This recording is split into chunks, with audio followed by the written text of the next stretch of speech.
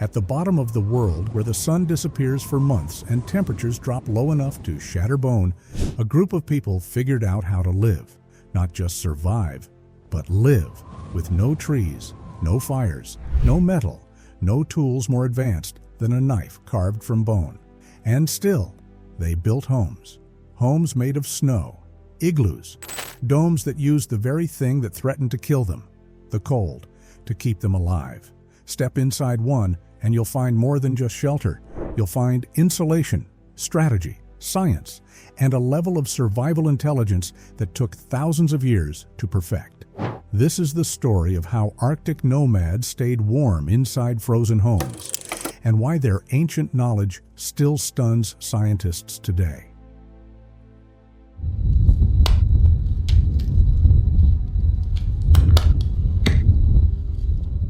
Before we crawl into an igloo and explain how it stays warm, let's talk about something colder than the Arctic, which is language, and how we use it.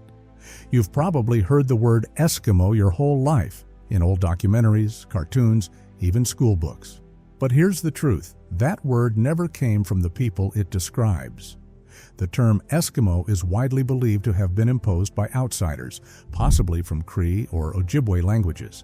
And for decades, it was thought to mean eater of raw meat. That's not just inaccurate. That's the kind of label you give someone when you don't understand their world or you don't want to. Newer research suggests the word might actually mean netter of snowshoes. But let's be honest, it still wasn't their word. It was a name imposed on them. And when a name is given without consent, it becomes something else. A box, a boundary, a simplified disrespect. The people we're talking about, who hunted whales, navigated whiteout storms, and built thermal shelters out of snow, have always called themselves Inuit, which means the people. In Alaska, some prefer Yupik or Inupiat, depending on region, language, and lineage. Lumping them all together as Eskimo isn't just outdated. It erases everything that makes them distinct. It turns culture into a cartoon. And for many elders and community leaders today, the word Eskimo is a reminder of colonization, of government policies that banned native languages, separated families, and tried to overwrite entire worldviews. So, no, this isn't about political correctness. It's about historical correctness. And calling every Arctic indigenous group Eskimo today is a bit like calling all Europeans Vikings. It's not just wrong, it's lazy and disrespectful. So out of respect, we'll use the names these communities use for themselves. Because when you're talking about a civilization that survived for over 5,000 years in Earth's most extreme environment, the least we can do is get the name right.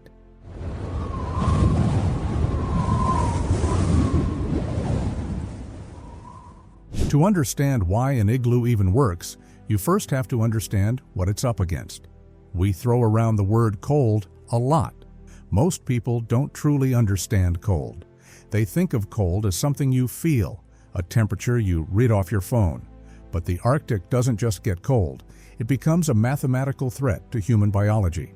At minus 40 degrees Fahrenheit, your breath doesn't just fog, it crystallizes in the air. At minus 60 degrees Fahrenheit, steel becomes brittle. At minus 75 degrees Fahrenheit, fuel in engines starts to gel. And at minus 90 degrees Fahrenheit, with wind chill, exposed skin begins to freeze in under 2 minutes. This isn't weather you can tough out. This is physics and chemistry turning against your body, system by system. Let's talk numbers. Your body temperature needs to stay around 98.6 degrees Fahrenheit to keep your organs running. Drop it by just 3 degrees and you're hypothermic. At 91 degrees Fahrenheit, your brain stops thinking clearly. You lose coordination. You can't speak correctly. You start hallucinating. Some victims even feel hot right before they die. By 86 degrees Fahrenheit, your heart slows dangerously. Your blood thickens. You slip into unconsciousness. And at 82 degrees Fahrenheit, most people die. And the terrifying part? You don't feel it happening. That's the cruelty of hypothermia. It shuts down your pain sensors. You feel sleepy.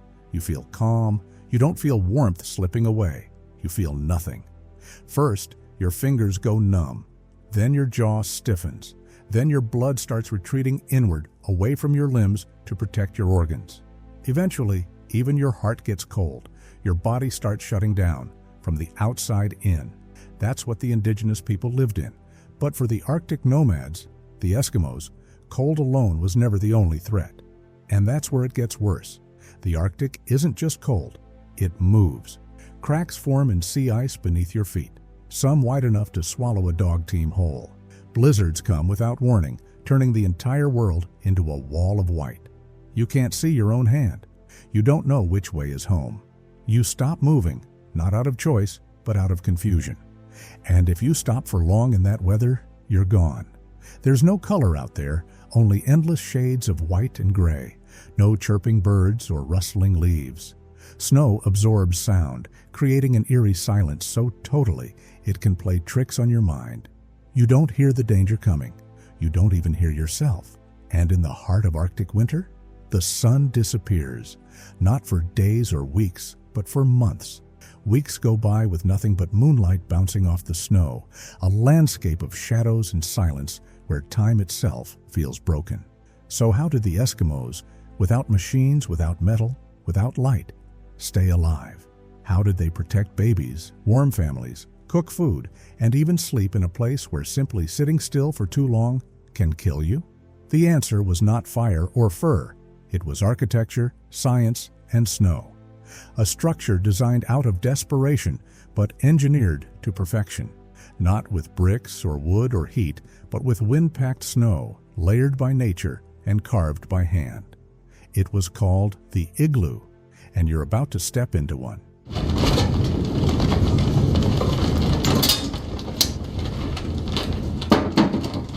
At first, it sounds impossible. How can something made of snow, literally frozen water, keep a person warm? But this is one of nature's cleverest tricks. Snow is not solid ice.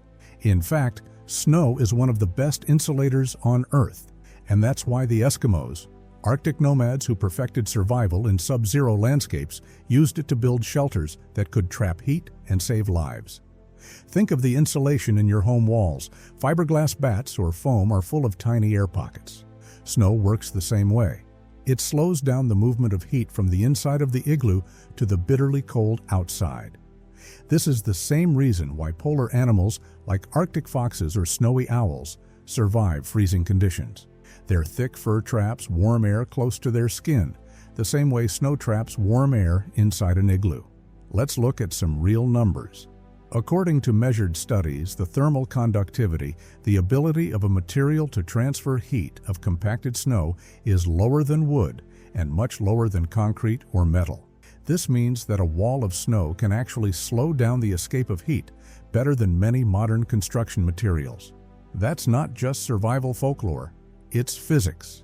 Outside the igloo, temperatures can fall to -40 degrees Fahrenheit or even lower in some Arctic regions. But inside a well-built igloo without any fire, the temperature can rise to 30 to 60 degrees Fahrenheit just from body heat alone. That might still sound cold in Florida, but in the Arctic, going from -40 to +50 means survival. That's warm enough to sleep, cook, and even dry clothing. And it's all thanks to how well snow traps and holds warmth. In fact, just 2 or 3 people sitting inside an igloo can produce enough body heat to warm the space. Think of each person like a small heater. At rest, the average adult gives off about 100 watts of heat. Multiply that by a few people in a small, well-insulated dome, and the inside starts to warm up fast. And that heat doesn't escape because snow keeps it in. Modern research backs this up. The U.S. Army's Cold Weather Survival Handbook still recommends snow shelters for emergency survival. Arctic explorers and even NASA engineers have studied igloos as models for extreme environment shelters. The results are always the same. Igloos work because physics makes them work. But here's the scientific catch.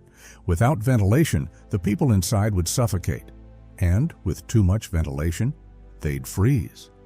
Eskimos had to master the delicate art of airflow control because the air inside an igloo wasn't just for comfort.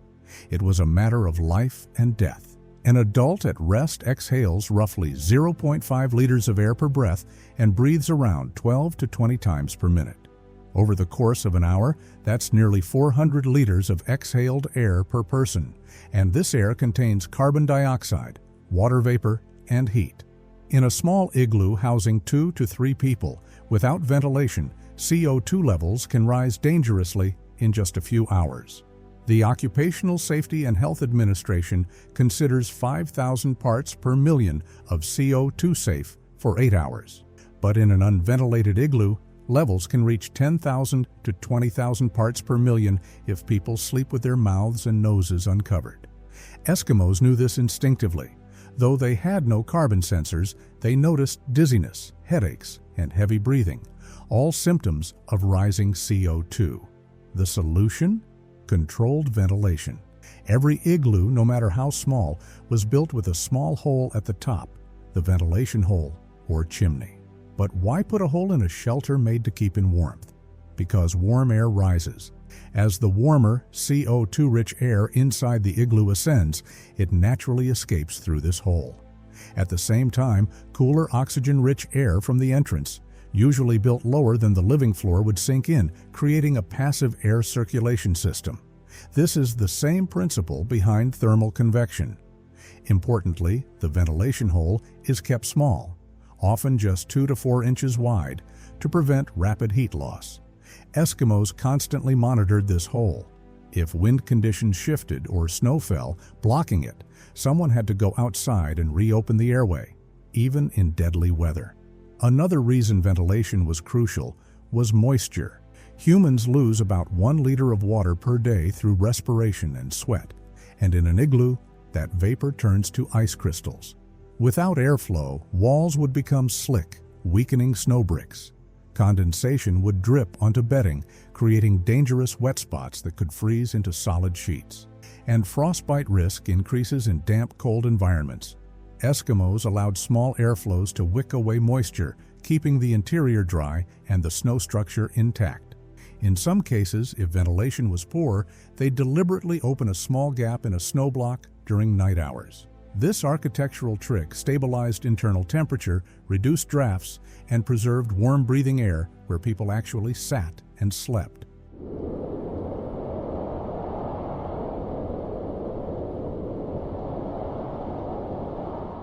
But heat itself doesn't spread evenly. According to the basic laws of thermodynamics, warm air is less dense than cold air, so it rises. Cold air, being heavier, sinks. Eskimos understood this not from books, but from experience, and they used it to their advantage by shaping the igloo in a specific way. The entrance tunnel, the main floor, and the domed ceiling weren't aesthetic choices. They were part of a carefully layered system that controlled airflow and temperature. 3 main thermal zones exist in a traditional igloo. Cold trap zone, the lowest area, the entrance tunnel. Living, comfort zone, the elevated main platform where people sit and sleep. Ventilation, chalk exhaust zone, the high dome near the ceiling. Each of these zones served a specific thermal purpose. Eskimos built the igloo entrance tunnel lower than the floor of the main chamber. This wasn't random, it was a cold air sink. Outside air, often as cold as -40 degrees Fahrenheit or even -60 degrees Fahrenheit, flowed down into the tunnel and settled there. Cold air, being denser, would stay in that trench, preventing it from rising up into the sleeping area. This meant even if someone briefly opened the tunnel flap, frigid air wouldn't rush in. It created a natural thermal airlock where the worst of the outdoor chill was trapped and neutralized. This idea mirrors modern cold storage design in laboratories, where air curtains and temperature layers are used to isolate temperature zones. Inside the igloo, Eskimos built up a raised platform, not directly on the ground, but lifted by packed snow and layers of insulating skins or moss. Why raised? Because warmer air floats, and by lifting themselves even 1 to 2 feet off the floor, they move into the warmest air zone. This platform could be 5 to 15 degrees Fahrenheit warmer than the air near the tunnel. Insulating it with animal hides like caribou, which have hollow hair fibers that trap air, further reduced heat loss to the snow below. Studies show that lying directly on snow can drain body heat 30 times faster than lying on dry air-insulated surfaces. So this simple platform wasn't luxury, it was survival. With enough people and a small oil lamp burning, the temperature on this platform could reach just above freezing, around 32 to 40 degrees Fahrenheit. To a body adapted to Arctic temperatures, that felt comfortable enough to remove outer furs while sleeping. The uppermost part of the dome, closest to the ceiling, was where the warmest, moistest air accumulated. But this zone was not for living, it was for ventilation. By carefully regulating this zone, Eskimos preserved both air quality and structural safety. The dome shape itself also enhanced thermal zoning. A dome has the lowest surface area for a given volume, minimizing the area through which heat can escape. This is the same reason why penguins huddle in circles, to share warmth efficiently with minimal exposure. Snow has an R value of 1.5 per inch, meaning it insulates almost as well as fiberglass. With 12-inch thick walls, an igloo could retain internal warmth for hours, even without a heat source. Some complex igloo networks had multiple chambers, connected by tunnels with doors made of snow blocks or animal hides, allowing people to zone off parts of the camp just like modern homes use rooms. In essence, these Eskimo structures were modular heating systems, built using snow and biology, but functioning on the same principles that modern HVAC systems use: air layering, circulation, and insulation.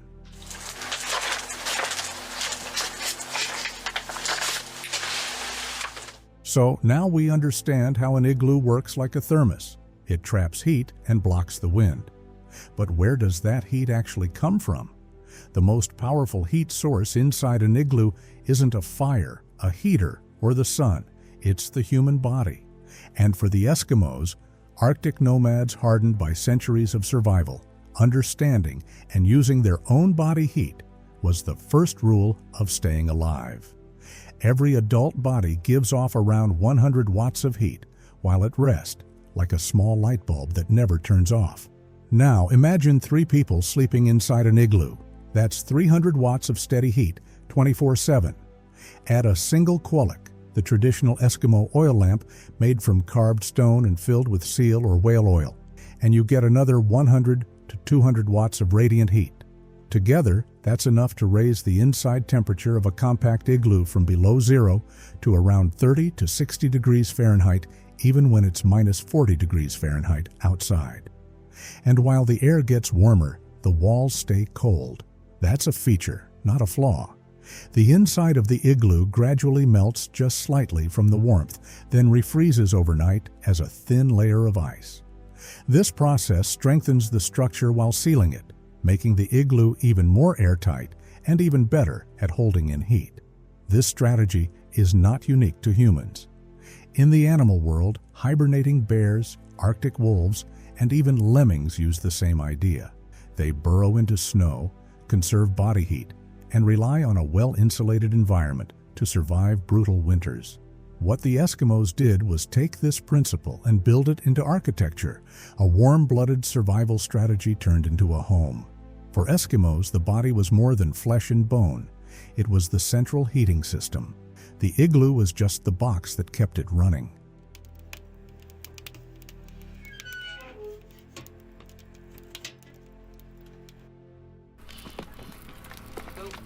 Staying warm inside an igloo wasn't just about the structure or body heat.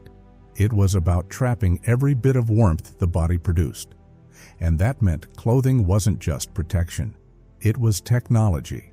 In extreme cold, the human body's priority is preserving core temperature, ideally around 98 degrees Fahrenheit. At 32 degrees Fahrenheit, the risk of frostbite begins. Inside an igloo, even if it's 40 degrees Fahrenheit, this process continues unless the body is insulated properly. So Eskimo clothing wasn't just to be warm, even at temperatures as low as minus 70 degrees Fahrenheit. A well-made caribou parka can be lighter than a synthetic down jacket, yet twice as warm thanks to this air-trapping effect. Studies from the Canadian Wildlife Service confirm that caribou can retain up to 80% of their body heat in extreme cold. And the Eskimos made sure to harness that same survival edge. Every inch of skin mattered. Eskimos wore mittens made of fur, often using seal skin on the outside for waterproofing. Their boots, called kamiks, were made from seal skin or caribou hide, sometimes layered with dry grass as insulation. The seams were sewn tightly with sinew, which expands when wet, creating a waterproof seal that thread could never achieve. And the hoods? Always rounded and edged with fur. The science behind this is simple. Fur ruffs disturb the airflow around the face, creating a boundary layer of still air that reduces heat loss and wind chill on exposed skin, a technique so effective that even NASA engineers studied Eskimo hoods for designing spacesuits. But the Eskimos didn't rely on just the igloo or just their clothing. They used both as parts of a closed-loop thermal strategy. The body generated it, the clothing preserved it, and every element worked in harmony, like a biological and architectural machine. Now that we understand why the igloo was essential for survival, let's take a closer look at exactly how the Eskimos built one, step by step, using nothing but snow, skill, and centuries of knowledge. Building an igloo always began with one decision. What type of snow are you standing on? When most people look at snow, they see something soft and simple. But for the Eskimo, snow was everything. It was more than a landscape. It was shelter, protection, insulation, and survival. And strangely enough, their most important task wasn't building the igloo. It was finding the right snow. Because not all snow is equal, and picking the wrong kind could mean freezing to death in your sleep. Snow at the microscopic level is not just frozen water. It's made up of ice crystals, trapped air, and, depending on the weather, small amounts of moisture or dust. Scientists classify snow into dozens of types based on how it forms and how it changes over time. The Eskimos didn't use scientific terms, but they understood these differences with stunning accuracy. They avoided fresh, powdery snow, which is light, soft, and full of air. It might look beautiful, but it's useless for construction. It can't hold weight, it can't be shaped, and it collapses under pressure. Fresh snow contains over 90% air, which makes it a poor choice for shelter in extreme conditions. Instead, the Eskimos searched for wind-packed snow, the kind that forms after strong winds press loose snow into dense, compacted layers. This snow contains around 40% air, which makes it both structurally stable and thermally efficient. In simple terms, it's hard enough to cut like a brick, but still soft enough to insulate heat.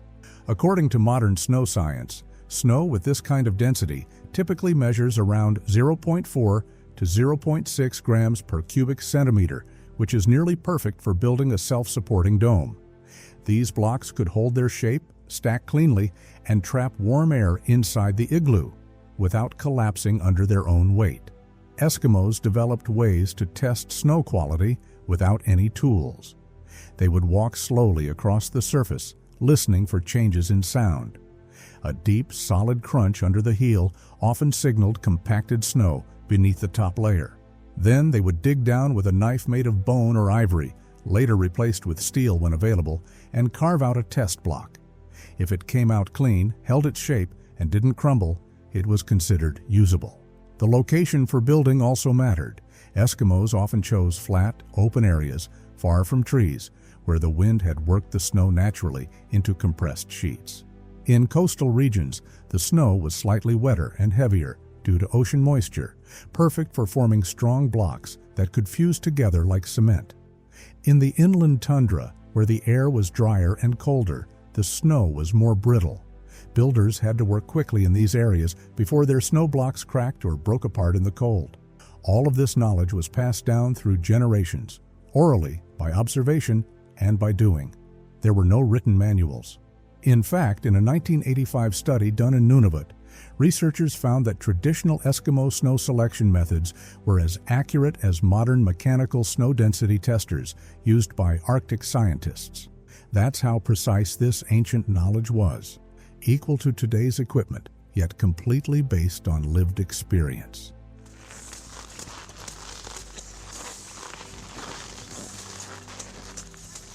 Once the right snow is found, the work is far from over. In fact, this is where precision becomes everything. Eskimos didn't just dig up chunks of snow, they cut blocks with geometry in mind, because the shape, size, and angle of every snow block would later decide whether the igloo stood tall or collapsed in a few hours. This next step required a mix of physics, fine motor control, and centuries-old building wisdom. Modern scientists who've studied igloos, like researchers from the University of Alaska Fairbanks and cold weather specialists at the U.S. Army Corps of Engineers, agree on one thing. The key to a strong igloo is curved geometry. Eskimos somehow understood this long before geometry was taught in books. They instinctively shaped their igloos using a catenary curve, the same natural arc you'd see in suspension bridges or ancient Roman aqueducts. It's the most stable shape for distributing weight, especially when using soft materials like snow. But to get that perfect curve, you first need perfect blocks. Eskimos usually used a long, flat snow knife, originally carved from caribou bone, walrus ivory, or whalebone, and later replaced with steel as trade increased with European whalers and explorers. These knives were incredibly sharp, not for cutting flesh, but for slicing through compacted snow without crumbling it. The goal was to carve rectangular or trapezoidal blocks around 60 to 70 centimeters long, 40 centimeters wide, and 15 centimeters thick. Each one needed to be cut from the same snow layer to ensure uniform density, critical for even heat distribution and structural balance. It's important to understand why snow blocks work at all. Snow, despite being frozen, is a very poor conductor of heat. Fresh snow has a thermal conductivity of about 10 times less than that of concrete. Even packed snow used in igloo blocks only conducts slightly better, which means it can trap heat effectively when shaped right. But snow is also brittle. If cut too thin, it breaks. If cut too thick or too wet, it becomes too heavy to lift or stack. That's why Eskimos followed a careful technique. They'd begin by outlining the block directly on the snowpack using the knife, often in a spiraling or circular pattern if building alone. Each block was cut with a slight inward tilt, which would later help form the inward curving walls of the igloo. They didn't use levels, measuring tape, or compasses. They relied on feel. Tilt, balance, weight, and thickness were all judged by eye and hand. Yet archaeological reconstructions of historic igloos show remarkably consistent block dimensions, often with margins of error under 5%. Once a block was freed, it had to be lifted carefully, using both hands to avoid cracks. If it passed the lift test, meaning it didn't fracture under its own weight, it was placed beside the others, ready for stacking. In warmer Arctic areas like southwestern Alaska, the snow might be denser and wetter, requiring shorter blocks to avoid sagging. In colder regions like the Canadian high Arctic, blocks could be taller and drier, which made them lighter but more fragile. Every block had to match the microclimate. Military and survival guides today often use these same principles. The U.S. Army Cold Regions Research Laboratory recommends snow blocks of the same size and shape as described in traditional Eskimo methods. In Arctic survival training, they still teach how to test snow for density, cut angled blocks, and even how to rotate each one slightly inward as you build, just like the Eskimos did centuries ago. And they did it without diagrams, without textbooks, just with knowledge passed from father to son, mother to daughter. A child growing up in an Eskimo camp might help cut blocks by age 10, and by the time they reached adulthood, they could build a full igloo alone in under 2 hours.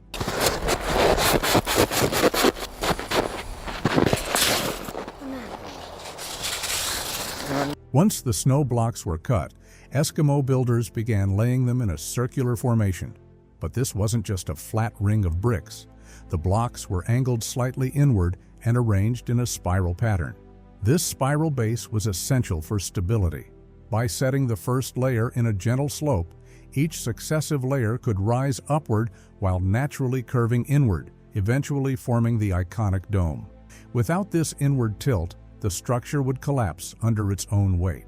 Modern engineers have studied igloo construction and found that the spiral pattern redistributes compressive force evenly across the structure.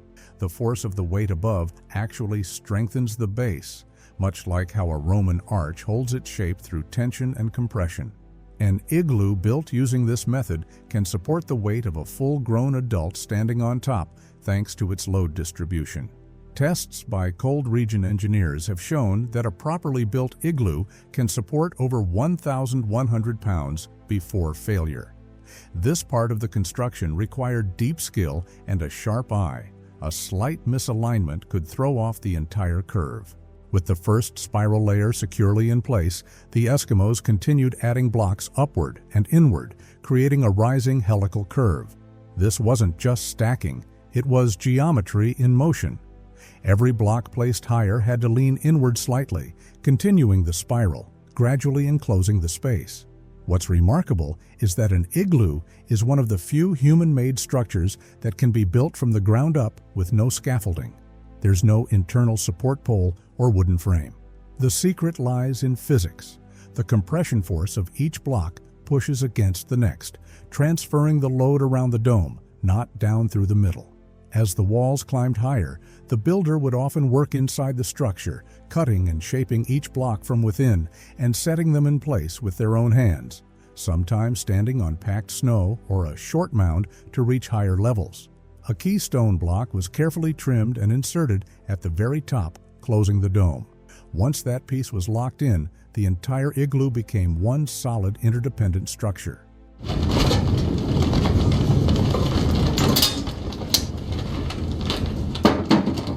To the untrained eye, the igloo's entrance might seem like an afterthought, just a low crawlway to squeeze through. But in reality, it's a strategically engineered cold trap designed to prevent precious warmth from escaping and to block brutal Arctic winds from rushing inside. Eskimos dig the entrance below the floor level of the igloo's main chamber. This means when you crawl in, you're moving downward first and then upward into the living space. It's not just tradition, it's physics. Warm air rises, cold air sinks. By creating a lower tunnel, the coldest air naturally settles in that space and stays out of the dome's interior. This cold well can reduce heat loss by up to 30 to 40%, according to thermal studies done on snow shelters in polar research. Researchers have shown that igloos without such a tunnel lose heat much faster, as warmer air is pulled out by convection currents, especially in windy conditions. The tunnel is typically around 3 to 5 feet long and only large enough to crawl through, minimizing the open surface area exposed to the cold. In extreme temperatures, some Eskimos would even plug the tunnel with a snow block or animal skin overnight, creating a temporary airtight seal. Inuits and Yupik groups also used this tunnel structure in semi-permanent snow houses called karmak, blending igloo-style architecture with animal hide tents. Even explorers like Knud Rasmussen in the early 1900s noted the brilliance of this feature in his ethnographic journals, calling it a cold door that kept the house warm.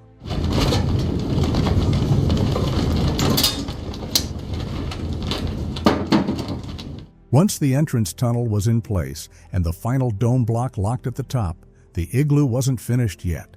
Its structure may have stood solid, but it wasn't warm, not until Eskimos turned their attention to the invisible gaps between the blocks. From the inside, every seam between snow bricks was carefully sealed with soft, loose snow. Not just any snow, but the kind known as fresh powder. Low density, dry, and easy to mold. Using bare hands or a simple snow knife, Eskimos would press this powder into every joint, packing it tightly like mortar in a stone wall. This process did more than patch holes. It transformed the igloo into an airtight capsule. Without sealing, cold air could leak in through microscopic cracks, and warm air could escape. Thermal imaging studies on modern reconstructions have shown that heat loss through unsealed gaps can drop internal temperature by over 15 degrees Fahrenheit in just 1 hour.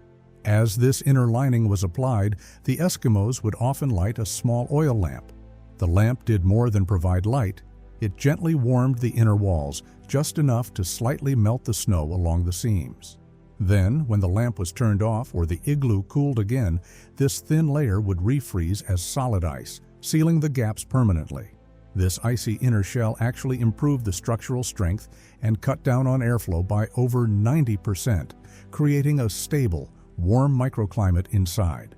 It also made the walls shine softly, almost like being inside a frozen lantern. Early 20th century polar expeditions, including those led by Roald Amundsen and the British Antarctic Survey, experimented with similar sealing techniques after studying indigenous practices. In fact, some of their shelter designs borrowed directly from Inuit sealing methods, which had proven reliable for centuries.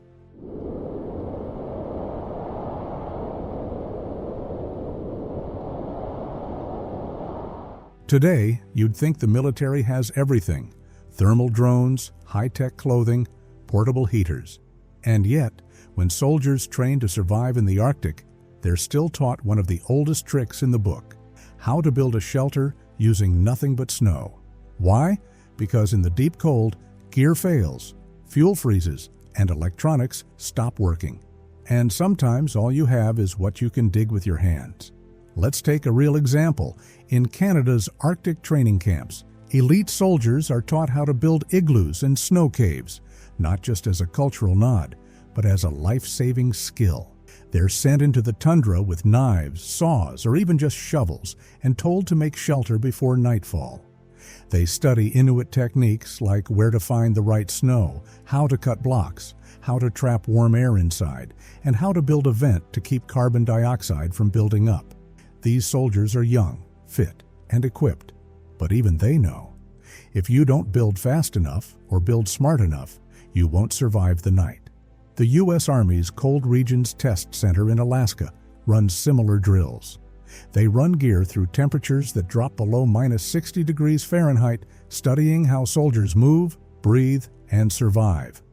And when tents fail or blow away in whiteout conditions, guess what comes next? Emergency snow shelters.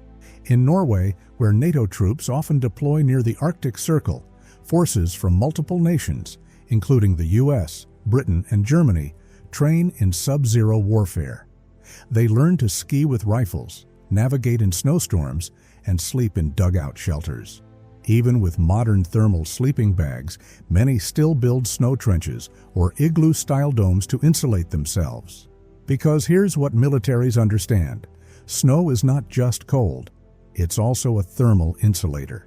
That's why a well-built igloo, even in -40 degrees Fahrenheit weather, can rise to 30 degrees Fahrenheit or more inside, just from body heat and an oil lamp. In extreme survival situations, that 40 to 70 degree difference can mean the difference between sleeping through the night or dying in your sleep. Even Russian Arctic soldiers, some of the most cold-hardened on Earth, are trained to respect the dangers of wind chill, wet snow, and heat loss. They build what they call snow caps, rounded shelters dug into snowbanks, to simulate the principles of igloos, protecting themselves from wind and trapping warmth. And yes, even the U.S. Navy SEALs and Marine Corps teach Arctic warfare units how to build improvised shelters out of snow, especially in Alaska, and cold weather joint ops with Canada and Norway. Because if you parachute into the Arctic and your radio's dead, your firewood's wet, and the wind is rising, you're no different than an ancient Eskimo hunter. You need knowledge, you need shelter, you need snow. And so, even in 2025, the most advanced soldiers in the world still carry 5,000-year-old wisdom in their training manuals. But shelter was only the beginning. Out on the frozen sea, survival demanded more than warmth. If you found beauty in how they stayed warm, you'll be amazed at how they hunted, silently, precisely, and sometimes with no weapons at all. So before you go, watch 9 genius Inuit hunting tricks that are still used today, and witness the Arctic's deadliest minds at work.